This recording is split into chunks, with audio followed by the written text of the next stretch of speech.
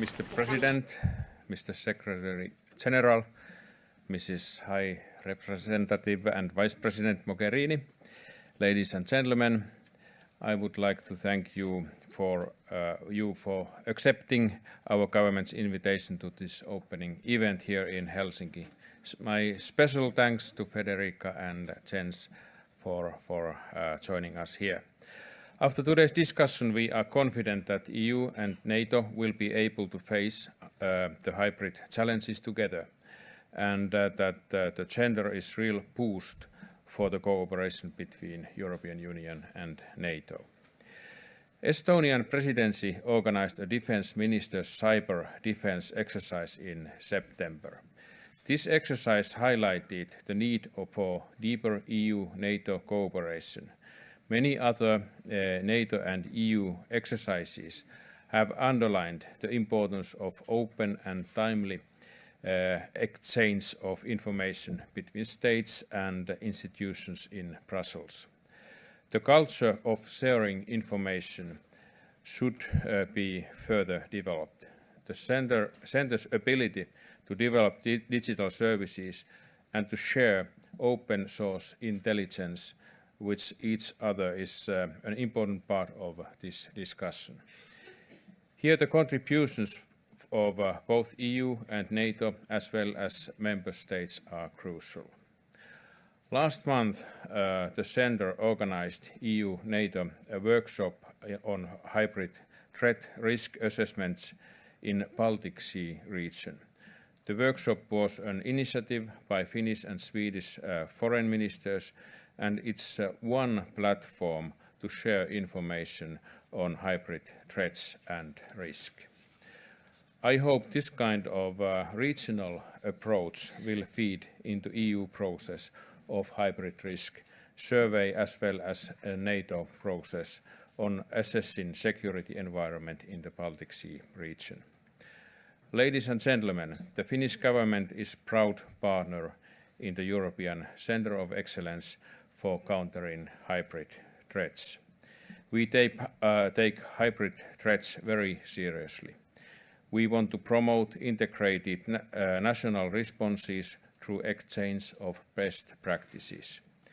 We are willing to contribute to more integrated national response to hybrid threats. This includes a parallel and coordinated response at EU and NATO levels.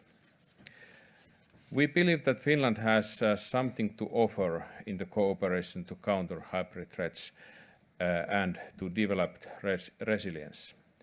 We rely on our national strength. The Finnish model of comprehensive security is not only whole of government approach, but also a whole of society approach. Our preparedness is based on cooperation between different institutions, the government, the business community, and the civil society.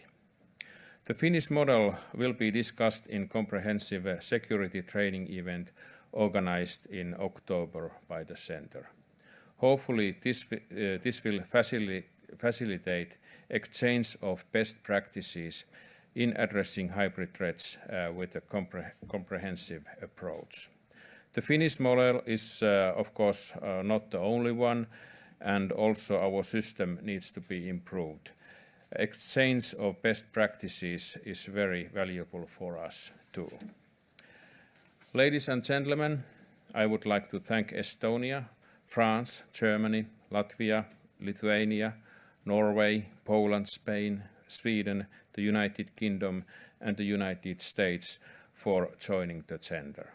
We are confident that the Centre will increase our understanding of hybrid threats and contribute to developing our comprehensive response to those threats. As this is the Centre's official open ceremony, I would like to invite Mr. Secretary General, Mrs. High Representative, as well as the President of the Republic to join me to the reception and sign the guest book. I would like also to invite all of you to join us to reception You are welcome to sign the guest book of the center as well. Thank you very much. President Niinistö and Prime Minister Sipilä and High Representative Vice President Mogherini. It's great to be here together with all of you today and to take part in this inauguration of this center to counter hybrid threats. It is especially good to be here together with you because this shows how we are moving forward on the NATO-EU cooperation, and Federica just described that. But let me add, it also describes and is yet another example of how we are moving together, not only to strengthen NATO-EU cooperation, but also how NATO is strengthening the cooperation with partner countries as Finland. And Saulo, you remember that last November you visited me at the NATO headquarters, and that was actually I was not aware of that before you told me, but that was the first time a Finnish president had visited the NATO headquarters. So it's yet another example of how we step by step are strengthening NATO-EU cooperation, but also NATO cooperation with EU members and partner countries like Finland. And this center illustrates how we are also delivering concrete results as part of this cooperation. Then I would also like to underline that for NATO it is important to have partners like Finland because you are a very highly valued and important partner for the whole of NATO. You contribute to NATO missions and operations. You have done that for many, many years in the Balkans, in Kosovo, in Afghanistan. I recently visited Afghanistan. I met Finnish soldiers and personnel there. And you're also participating in NATO exercises, in NATO response force. You are helping, working together with NATO in many different ways. It's good for NATO, and I hope it's also good for Finland. Then you have a special skill, or Finland has a special role to play when it comes to developing NATO's relationship with Russia. Because you have the long border with Russia, you have the long relationship with Russia. This year you celebrated 100 years of independence, and you know better than I that those 100 years is very much about Finland's relationship to the neighbor in the east, to Russia, in good times and in bad times. And the Finnish border with Russia is longer than the combined border of all NATO allies with Russia. So therefore I would also like to thank you, Finland, for what you do when it comes to sharing knowledge, experience, analysis on the relationship with Russia, which is also important for NATO. Add to that we have now one concrete example where we are working together and where NATO is playing a key role, and that is when it comes to, we call it air safety or safety in the Baltic region. Air safety, the issues we have seen with some incidents, some accidents, some dangerous situations. NATO discussed it. We discussed it in the NATO-Russia Council. I discussed it with the President, and now there's a very constructive process going on within the ICAO framework to address how can we agree on guidelines, on arrangements to increase air safety also for when it comes to military planes, state-owned aircrafts in the Baltic Sea region. We still have some work to do, but Finland is the key country in leading and hosting that process, which brings together NATO allies, Russia, Baltic states, and then working on how can we actually make some real progress in addressing something which has been of great concern for all of us. So my first message is to thank Finland for the partnership with NATO and for being an important platform also for developing the political dialogue with Russia. Let me also add that when you mentioned the example with the bicycles, you know that up in the north we have a border with Russia. And suddenly thousands of people showed up there, and it was called Pestamo, but now it's called Pechenga, and they started to cross the borders. And the odd thing is that anyone wants to cross the border into Norway in the middle of winter. That's not normal. But the second thing was that instead of skis, they brought bicycles. And that's because it's forbidden by law to cross the Norwegian-Russian border on foot. It's not a Norwegian law, it's a Russian law. So then the easiest way to get a vehicle was to buy a bicycle. So they actually brought thousands of bicycles into Norway. They didn't smuggle bicycles, but they actually were fleeing war and also the refugees coming to Norway. This was back in 2015, but it illustrated it was actually bicycles that was a big issue in much of the coverage of all those people crossing that border. Then I agree with what the President and the High Representative have said about the importance of this center. Let me just add some reflections and some points. And the first thing is that hybrid threats are many different threats. And we use the phrase hybrid to cover actually many different things. Normally a kind of mixture of military and non-military means of aggression. A combination of covert and overt operations and measures. Everything from propaganda, from disinformation, to actually the use of regular forces, from tweets to tanks. Sometimes soldiers in uniform, sometimes soldiers without uniform, and sometimes something that happens in the cyberspace, and sometimes things that happens at our borders. And it is this combination of so many different things at the same time, with the aim to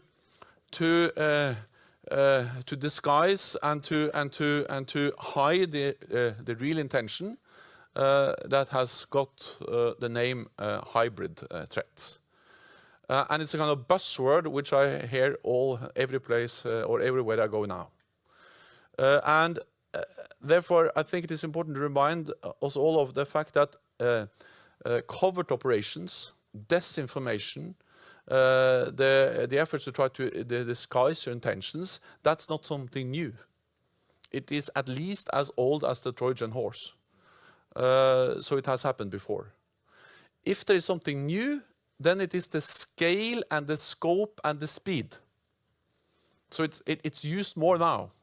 And the speed has increased because you can, for instance, use cyber, the internet, to conduct a lot of your hybrid measures. And therefore, NATO has responded. We have responded in close cooperation with the European Union. We have responded in close cooperation with partner countries like Finland. Just to briefly mention what we have done, I'll mention at least 3 areas where we have reacted and adapted. The first thing we have done is to improve our situational awareness, meaning to improve the way of understanding what is going on. Because one of the main challenges with hybrid threats is that you don't understand that you are attacked before it's too late. So everything that can improve our intelligence, our surveillance, and our reconnaissance is also a way to prepare and to react and to defend against hybrid threats. Therefore, we have established a new division only working with intelligence in NATO. We are improving the ways we are sharing and analyzing, understanding intelligence, which is extremely important for us addressing hybrid threats. We are developing our reconnaissance and surveillance capabilities. We will soon deploy or have some new NATO drones, which will be key in a hybrid situation to improve situational awareness. And we are also working, of course, with the European Union, also when it comes to sharing information, improving the way to analyze and to understand the hybrid threats. So that's the first area of response from NATO, improved situational awareness to be able to foresee and understand what is going on. The second thing we have done is to significantly increase the readiness of our forces. And we have done that in different ways. we have tripled the size of what we call the NATO response force to 30,000 troops. We have, as part of that, established a new Joint High Readiness Brigade, or a VJTF, a Very High Readiness Joint Task Force, which is a brigade that can react within a few days. And perhaps for at least many countries, perhaps the most important element is that we have actually increased our military presence in some of those countries which are most exposed. We have deployed 4 battle groups to the 3 Baltic countries and Poland, and also increased our presence in the southeast of the alliance. So just the fact that we now have troops, and not all multinational troops in the 3 Baltic countries and Poland, of course increases significantly our ability to react fast if something happens. So the deployment of the battle groups, the new High Readiness Joint Task Force, and the tripling of the size of the NATO response force, all of that altogether and other measures have increased the readiness, meaning our ability to react quickly if needed, and if we see small green men showing up somewhere where they should not show up, then NATO will be there. And the third thing we have done to respond to a more challenging security environment with a more hybrid threats is to improve our resilience. And we have done that in many different ways, and again in cooperation with the European Union and partners as Finland. Perhaps the most important area where we have improved our resilience is when it comes to infrastructure. We work with also in the EU when it comes to, for instance, infrastructure, energy security, but in particular cyber. And that's part about being able to defend our own networks. There is no military operation, there is no military activity, there is no military conflict without a big cyber dimension. So we have to be able to support and defend our own networks. But of course, it's also about working with the European Union. We have an arrangement with the European Union. We have experts, they are exchanging information, sharing experiences on how to help member states, NATO members, EU members, to strengthen their resilience and their ability to defend their own cyber networks. And that's extremely important, because we have seen that many of the hybrid threats, they actually take the form as different kinds of hybrid attacks, undermining our democratic processes, reducing our ability to have free and open discussions without fake news and disinformation. That's also an area where we have learned a lot from Finland, because you have really focused in so many years on the resilience, on how to be able to protect your own societies and your own infrastructure and networks, and that's yet another example of how we believe or really see that the cooperation with Finland is of mutual benefit both for Finland and for NATO. And then we have this center, which is a new building block in how we are responding to hybrid threats. And I strongly believe that to have a center like this as a hub for sharing information, for sharing experiences, for learning from each other, from organizing training, and for also doing some practical work and looking into how we can address specific hybrid threats, it will be of great advantage both for EU, for NATO, and of course for all our member states, including Finland. So it is an important thing that we have been able to develop this center. It has been supported by the EU, by NATO, but I would like to especially commend Finland for your strong support and for funding and for hosting this center, which will be of high value for all of us. Let me also add that this center is important also because it will link and work together with other centers of excellence. There is a center of excellence in Estonia, a NATO center of excellence in Estonia on cyber threats, on cyber defense. We have a center of excellence in Latvia on strategic communications. And we have a center of excellence in Lithuania on energy security. And energy security and strategic communications and cyber are all elements in addressing hybrid threats. And I know that the directors of the 4 centers, this center and the 3 centers in the Baltic countries, they will meet tomorrow and make sure that they are linking together. And then we become even stronger by making sure that the different center of excellence addressing cyber threats in different ways are working closely together. And once again, it underlines the NATO-EU dimension. Last July, we signed a declaration, President Juncker, President Tusk and I, on NATO-EU cooperation. Then Federica and I, we developed 42 measures, many of them highly relevant for hybrid attacks. And now we are implementing the 42 measures on cyber, on exercises, and many other areas.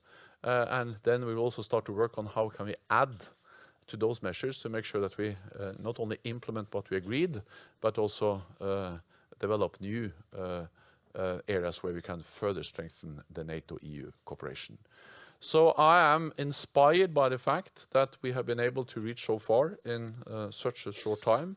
And I remember also very well the first time Federica and I met, because that also, not the first time we met, because that's many years ago, but the first time we met as a high representative Vice President and Secretary General, and since then we have met very regularly and worked very hard on how we can strengthen the NATO-EU cooperation, and it's good to see that we are making progress. So many thanks to the European Union and many thanks to Finland for making this day possible and for making this center something which is now going to be opened. In NATO-EU cooperation, it was about a year ago when in Warsaw the cooperation was launched. Secretary General, how do you see the progress this far? And you mentioned about the next steps, so we are eager to hear what they could be. The progress so far has been excellent, meaning that I think that if you have told anyone a year or 2 ago that we were able to achieve as much as we have achieved, I think not so many people would have been able to believe it. I think that one of the reasons why we have been able to reach or to achieve so much is partly that we have been very pragmatic and practical. And we have tried, because there are some sensitivities, there are some problems, or at least some challenges, partly because NATO and the EU, as Federica mentioned, we are 2 different organizations. To some extent, we have the same members. More than 90% of the people living in the EU, they live in a NATO country. But there are also some non-NATO EU members, and vice versa. And we have to show respect for them, their integrity, and also, of course, the independence and the decision-making processes of NATO and the EU. But I think we have been able to develop ways to do that with full respect of the EU, full respect of NATO, and those states who are not members of both organizations at the same time, and then proving gradually that we are able to then make progress on hybrid, on cyber, on exercises, on many other, or working together in the Mediterranean or the Aegean Sea. So now we just have to sit down again this fall and see how can we make sure that we implement all the 42 measures and then add some more to them. Exactly what we'll add, I don't know, but I guess there are some people in the room who are already working on that.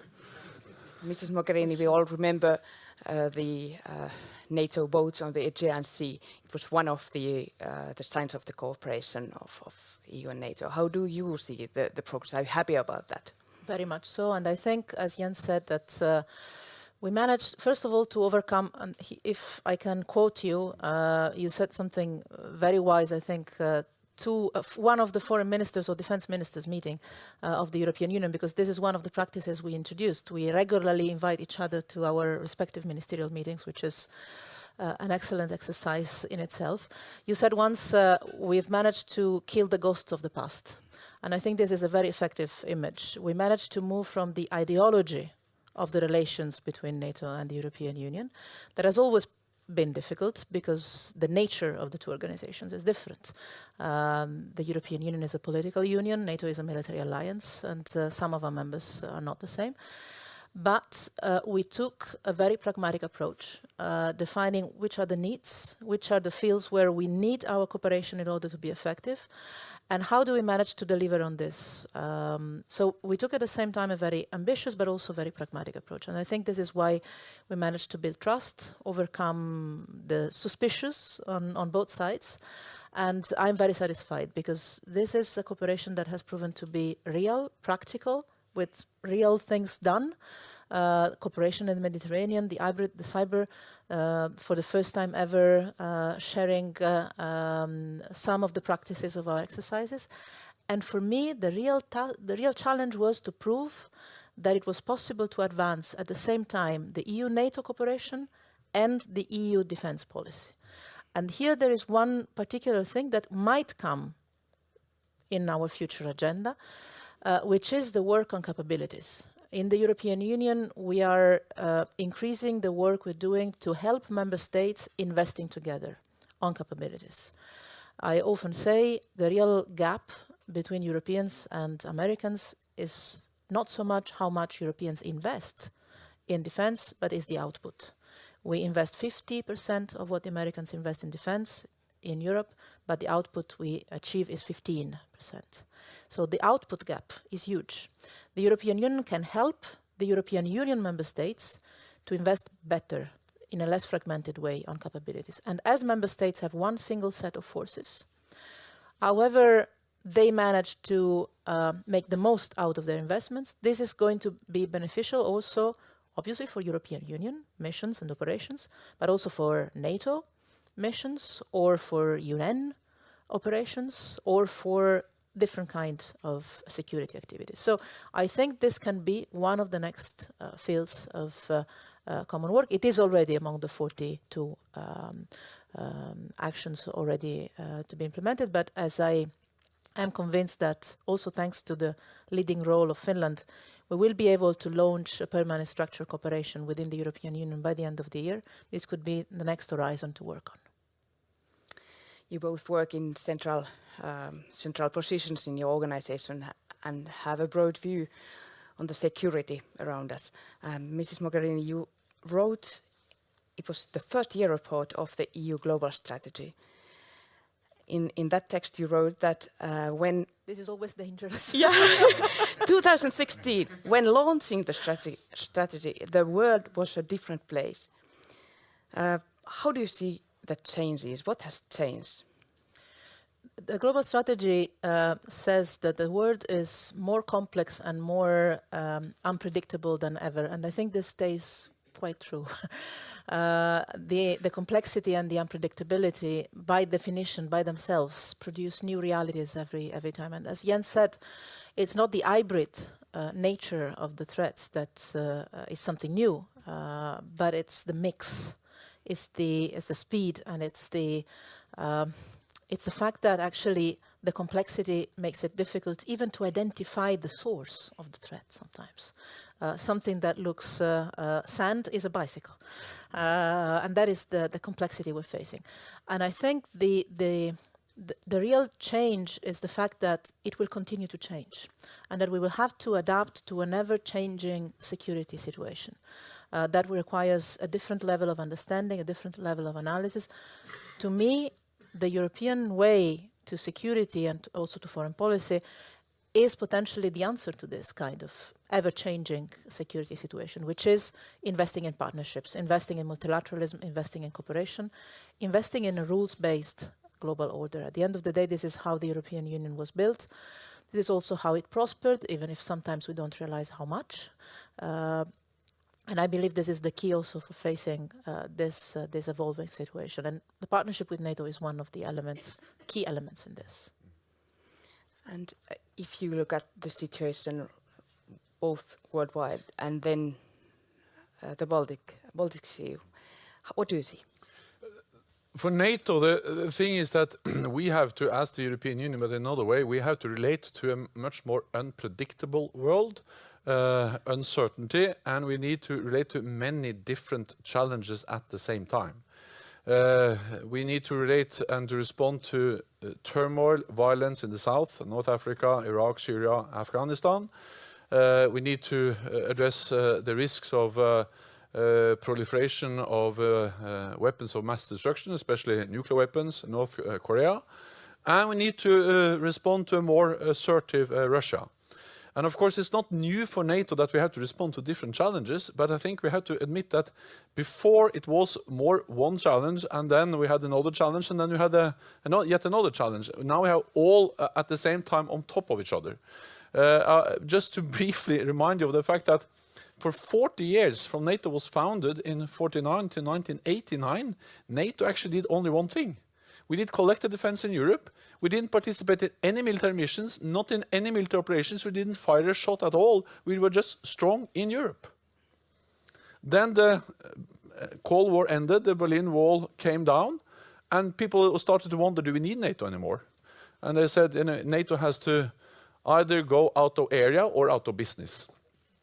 And we went out of area because we went into the Balkans. And that, at that time, to go out of NATO territory into Bosnia-Herzegovina, Kosovo, was a big step. It was totally new. And then we helped to end 2 ethnic wars in the Balkans. And then we went to Afghanistan, which was even more strange in a way and something completely different. We did a lot of crisis management, fighting terrorism from the end of the Cold War until, let's say, 2014. Then suddenly we had Crimea. We had Russia destabilizing eastern Ukraine, illegally annexing Crimea. And we had ISIL and Mosul, Raqqa, Daesh, all that close to our borders. So then we had to be able to do both collective defense in Europe again, increase our military presence with, for instance, the battle groups in the Baltic countries, and at the same time step up the fight against terrorism, instability close to our borders. So now we have in a way to do, and then we have North Korea and all those threats.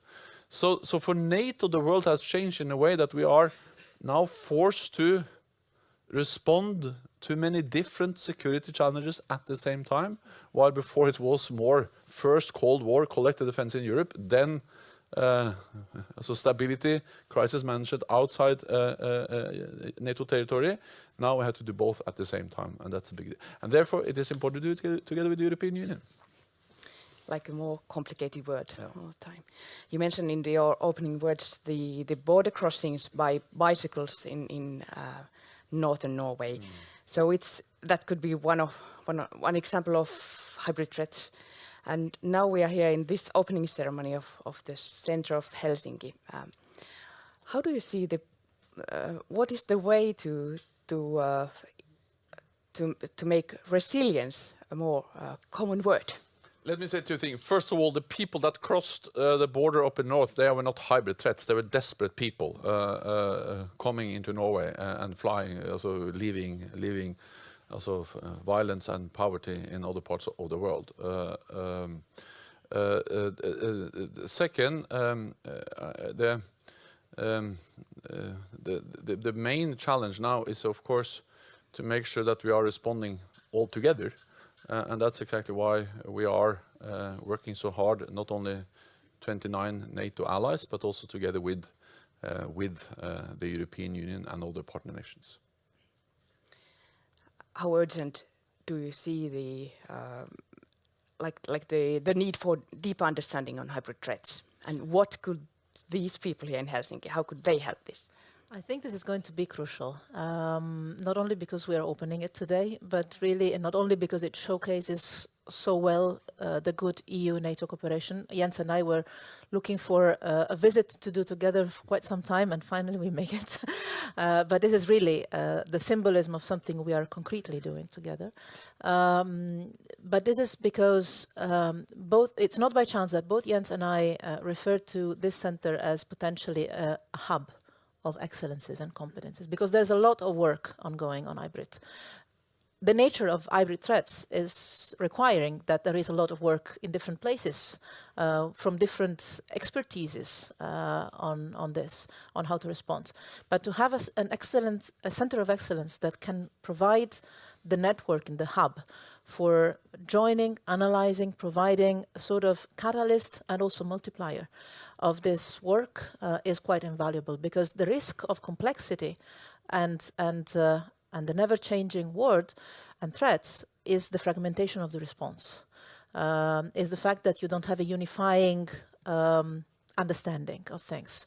And the fragmentation, I think the President mentioned that, protecting our societies, protecting the cohesion of our societies is part of the resilience we can do. So having a hub here that gathers the excellence of the work done on hybrid and provides this coherence of work, I think is an excellent service to global security, not only to the security of Finnish people, of Europeans, of NATO allies, but also of the world in general. Because again, as Jens was saying, the threats move from purely military to also military, but also a lot of other things. And if you imagine that providing humanitarian support is part of the prevention of a threat in some cases, gives you the sense of the complexity of the things we have to do. So I think the center can really be a point of reference for the work we're all doing.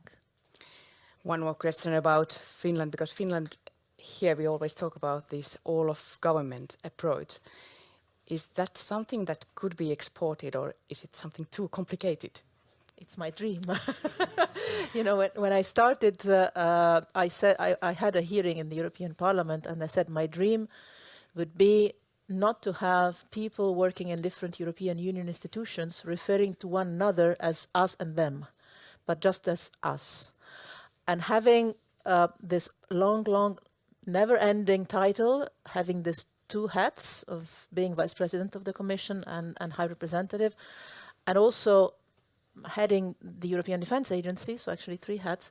My dream is exactly that of bringing the coherence of the work together, a sort of whole-of-government approach in the European Union institutions, Council, Commission, and the different agencies. And I have to tell you, it works. Because when people realize that moving from sometimes internal competition, and I've been a minister myself, I know well, sometimes it's natural, but moving from internal competition to internal cooperation actually multiplies the effectiveness of your action. So it's smart, it saves a lot of time and energy in, that sometimes is spent in internal fights that could go into external action.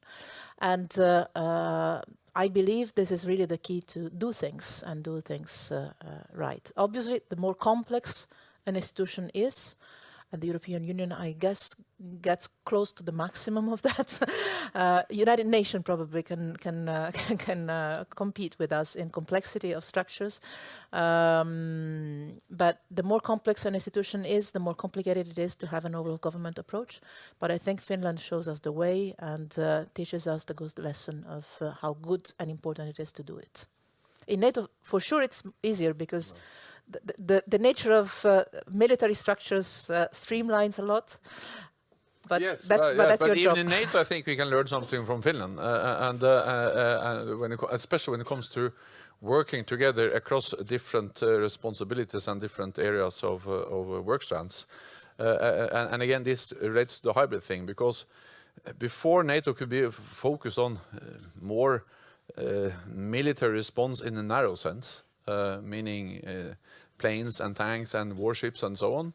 But of course, with the terrorist threat and with the hybrid threat, we need also to be very focused on all the other elements, which is part of the defense of a country, a defense of the alliance, and the response to this huge variety of threats. For instance, resilience of infrastructure, resilience of our energy supply, of our roads, our healthcare, and all that.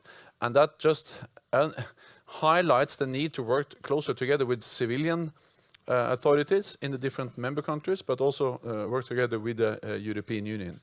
And even when you speak about more traditional military issues, for instance, the importance of having high readiness forces, being able to reinforce if needed, for instance, the Baltic region, we need to be able to move forces across Europe. And the reality is that to be able to do that, we need harbors, we need railroads, we need air fields which are able to facilitate the movement of heavy military material.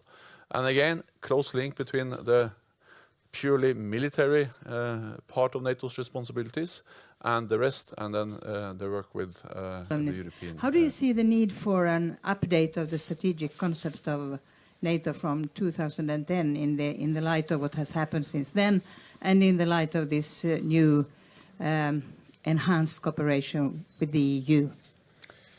NATO is constantly adapting and developing our strategy as the world changes. And we have been able to implement significant changes in the way we respond to a more challenging and more demanding security environment without changing the strategic concept. Because the strategic concept provides flexibility and provides also the main guideline for how NATO should adapt and respond to changing security challenges. Let me just give you briefly some examples. Since we adapted the strategic concept back in 2010, the world has really changed. We have seen all the turmoil, the violence to the south of the alliance with ISIL, Daesh, Iraq, Syria, but also North Africa. And we have seen a more assertive Russia in the east, illegally annexing Crimea and destabilizing eastern Ukraine. NATO has responded with the high readiness of our forces, with the 4 battle groups into the eastern part of the alliance, the Baltic countries and Poland. And we have significantly stepped up our contributions to the fight against terrorism, being full member of the global coalition fighting ISIL, and also now stepping up our efforts in Afghanistan. I say this because it's too early to say whether there will be any strong call among allies for a change of the strategic concept. But regardless of whether we change that document or not, NATO has shown an impressive ability to adapt and to change to a changing world. Over there, yes, please. Hi, Terry Schultz with NPR and Deutsche Welle. Given everything we know about the threat and the fact that, as Federica Mogherini said, a threat against one is a threat against all, are you disappointed that only 11 countries have joined Finland in the effort so far? Why aren't all the NATO members contributing to the center? Why aren't all the EU members contributing to the center? Thanks. But this is the way these centers are established, is that some allies go together and take an initiative. Other allies are part of other centers, for instance, the Center on Cyber, or the Center on Energy Security or Strategic Communications. There are many other centers.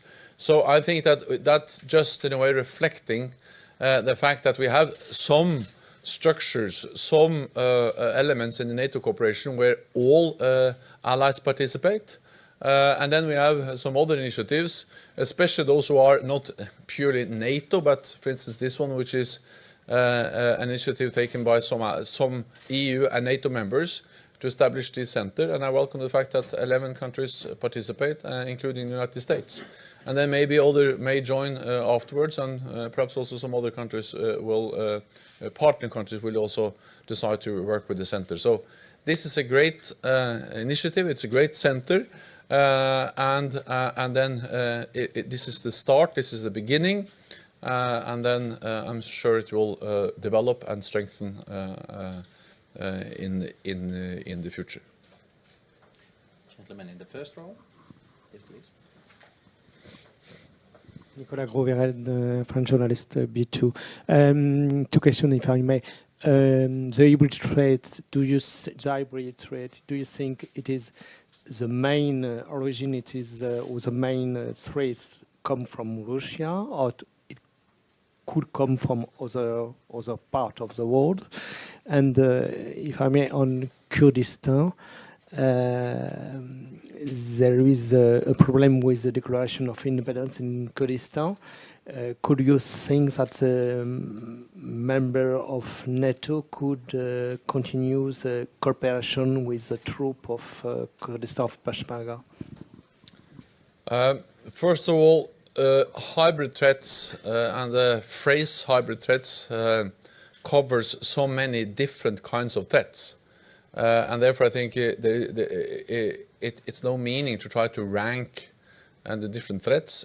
We see that many allies report that Russia has been behind cyber attacks, trying to undermine some of the election processes, democratic processes, and so on. That has been something that NATO allies and NATO takes very seriously, and many allies have pointed at Russia being behind. And of course, we also saw Russia being behind hybrid aggression in Crimea, where in the beginning at least they denied that they were present, but then after some time they accepted or they said that they were present in Crimea. At the same time, we have seen that non-state actors, terrorist organizations have also used cyber and hybrid means to try to spread hatred, to try to spread propaganda, and also to try to recruit members or people into their ranks. So I think it is no way you can compare, because they are so very different. But NATO and NATO allies, together with EU members and the EU, we have to be able to respond to all these different kinds of hybrid threats. When it comes to the training of the Peshmerga forces, several NATO allies have trained and are training the Peshmerga forces. That's not a decision taken by NATO, but that's a decision taken by the different NATO allies as individual states, and it is a part of the efforts of the global coalition to fight ISIL. So it's not for NATO to decide on whether that training will continue or not. Last question, the gentleman there, please. Mr. Stoltenberg, Associated Press. In your initial remarks, you mentioned the needs regarding hybrid threats to build this situational awareness, if I got it right. Mm. So, and you also mentioned that NATO's plans to phase in these drones, NATO drones. So, could you please explain a little bit what is NATO planning to?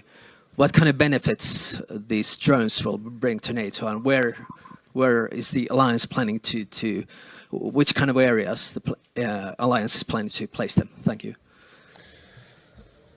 So one of the main purposes with the hybrid warfare is to disguise what we are doing, is to create deniability. To try to say that I'm not behind an attack, and at the same time being able to undermine or attack another country. That was what we saw in Crimea, and that is exactly what we have seen other places to have covert operations or to use it as disguise for aggressive actions. And therefore, everything that can improve the way we understand, the way we analyze, improve our situational awareness, so we can see what is going on early enough, it is extremely important, so we are able to react quickly enough.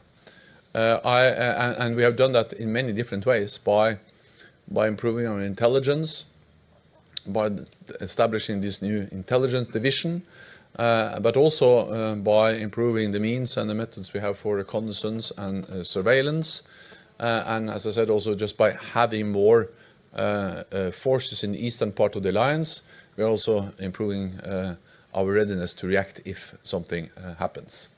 The main purpose of this is, of course, to be able to deter any aggressor, any potential aggressor, for trying, because as long as NATO sends us a very clear message that we will react, and it's one for all and all for one, that's the best way not to provoke a conflict, but to prevent the conflict.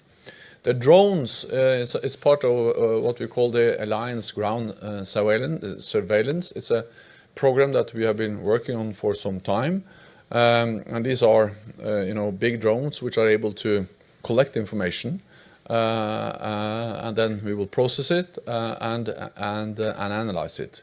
they can be used many places. So it hasn't been decided exactly when they're going to be used, but they will be used when and where needed to have a better understanding on what's going on the ground. If there is a tense situation, if there are challenges either in NATO territory, or for instance they may be used in NATO missions and operations. They will of course always be used in accordance with international law, but they will provide NATO with a much better tool to gather information on activities which are taking place on the ground. They will be deployed to Sicily at the Sigonella base, and then they will give us a new asset to analyze and to collect information.